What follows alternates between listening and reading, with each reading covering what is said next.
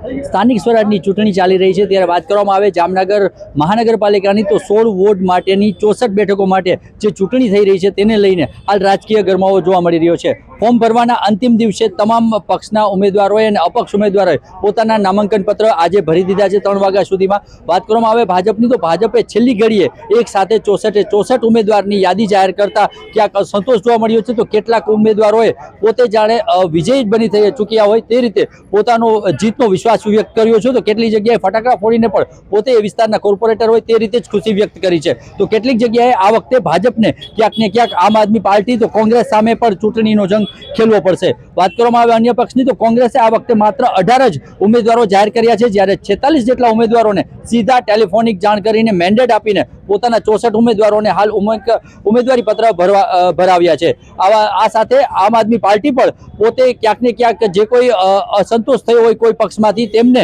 લઈને પોતાની એક આખી 64ની ટીમ તૈયાર કરી રહી છે અને 64 ઉમેદવારોને આ વખતે મેદાને ઉતાર્યા છે। તો આ વખતે બસપા પણ વોર્ડ નંબર 4 અને 6 માં પોતાના કેટલાક કેન્ડિડેટ ઉતારીને આ વખતે ત્યાં ચૂંટણીનો જંગ ત્રિપાખીઓ પર ખેલાઈ શકે છે। તો કેટલાક અપક્ષ ઉમેદવારોએ પણ પોતાનું આ વખતે નસીબ અજમાવવા માટે ઉમેદવારી પત્ર ભર્યું છે। વાત કરવામાં આવે તો 15 તારીખે આ ચિત્ર સ્પષ્ટ થશે કે કેટલા ઉમેદવારો મેદાને રહેશે ને ક્યાં ક્યાં પક્ષ વચ્ચે સીધી લડાઈ થશે। ભાજપના વોર્ડ નંબર 9ના ભવ્ય રાજકીય વારસો ધરાવતા ઉમેદવાર ધર્મિન્દાબેન આપણી સાથે ઉપસ્થિત છે, જેઓ બીજી વખતની આ વખતે ચૂંટણી લડી રહ્યા છે। શું કહેશો બેન? ભારતીય જનતા પાર્ટીએ મારા ઉપર ભરોસો મૂક્યો એ બદલ ભારતીય જનતા પાર્ટીનો તથા પ્રદેશ નેતાગીરીનો ખૂબ ખૂબ આભાર। ખાસ કરીને હવે બીજી વખતની ટર્મ છે તો શું પ્રાથમિકતા રહેશે? પ્રાથમિકતા તો વિકાસના કાર્યો જે અધૂરા રહી ગયા છે એ પૂરા કરવા છે અને નવી રણનીતિ બનાવીને શહેરનો જે વિકાસ સંપૂર્ણપણે થાય એ રીતની કામગીરી કરવી છે। આજે જ્યારે ઉમેદવારી ભરવાનો છેલ્લો દિવસ હોય ત્યારે ઉમેદવારોમાં એક વિજય વિશ્વાસ છે અને એ સાથે એ લોકો ઉમેદવારી ફોર્મ ભરવા માટે આજે અહીં કલેક્ટર કચેરીએ પધારી ચૂક્યા છે। ત્યારે તેમની સાથે વાતચીત કરીએ। નિલેશભાઈ, જ્યારે વાત કરીએ કે નવા ઉમેદવારો 36 જેટલા ઉમેદવારો પર આ વખતે પસંદગીનો કળશ જ્યારે ભાજપે ઢોળ્યો છે ત્યારે તમારી પ્રાથમિકતા શું રહેશે? અમારી પ્રાથમિકતા જનતાના પ્રશ્નોને પાયાના પ્રશ્નોને સોલ્વ કરવાના રહેશે અને ભારતીય જનતા પાર્ટી જ્યારે કંઈક નવું કરે છે, જે 36 ઉમેદવારો નવા આપ્યા છે ત્યારે એની ગ્રાઉન્ડ લેવલની તૈયારીઓ ખૂબ સારી હોય છે।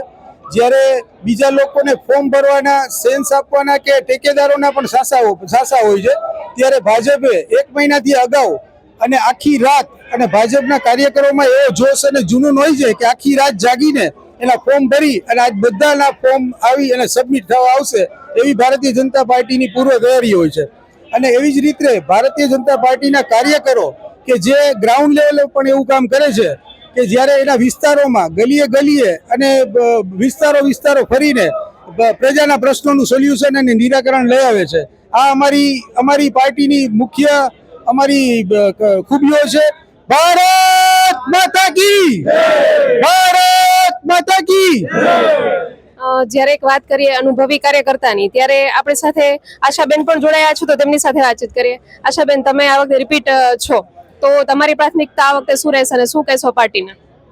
અમારી પ્રાથમિકતા એવી છે કે અમે આ વખતે પાર્ટીએ મારી ઉપર રિપીટ વિશ્વાસ મૂક્યો છે, તો અમે પેનલ સાથે અમે ખૂબ સારી લીડ સાથે અમે જીતશું એવી મારી અપીલ છે।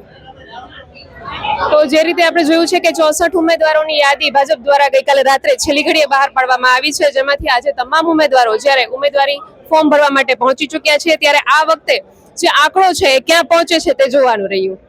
ભારતીય જનતા પાર્ટી હંમેશા યુવાનોને તક આપવામાં માને છે અને એ અંતર્ગત જ જે પાર્ટીનો પરિવાર પણ આટલો મોટો છે એટલે એમાં દરેક કાર્યકર્તાને તક મળે એ વિચાર સાથે થોડા જૂના જે અનુભવી લોકો છે જેનો અનુભવનો લાભ કોર્પોરેશનને મળે, સાથે નવા લોકોને તક મળે અને એના માટે થઈને થોડા નવા ઉમેદવારો પણ છે। ફોર્મ ભરવાની પ્રક્રિયા ચાલુ છે? હાજી, આજે ફોર્મ ભરાઈ જશે અને એની પ્રક્રિયા ચાલુ છે।